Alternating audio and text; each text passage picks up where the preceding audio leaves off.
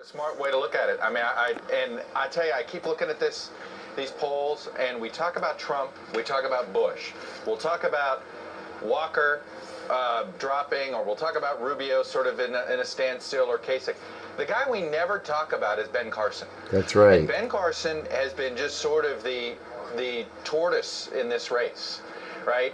He keeps marching along. He doesn't do things as traditionally as the other campaigns.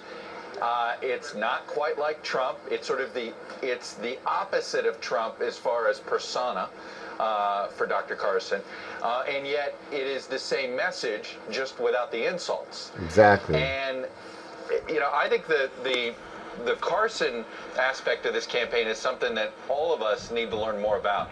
I see it, and it is interesting to me. You go to a Carly Fiorina event, you hear people talk about Carson as sort of a second choice, or sometimes first choice and Carly second. You talk to Trump people, the next person they bring up is Carson. There is a lot of overlap between those three candidates. I've got to say too, and this is where I think Nicole, I think this is where the press doesn't get it. When I'm with highly educated, successful people that have voted in every election over the past 30 or 40 years, they bring up Ben Carson, and I want to say to him, wait, but wait, he doesn't know anything.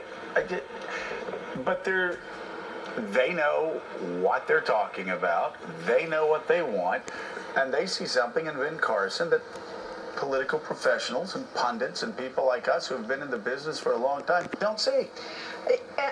I would add to the differences between Carson and Trump that Carson's campaign has been all substance. I mean, not only is it devoid of insults and sort of media fights, but he was in Harlem last week sort of offering his take on the Black Lives Matter conversation that we've had as a country.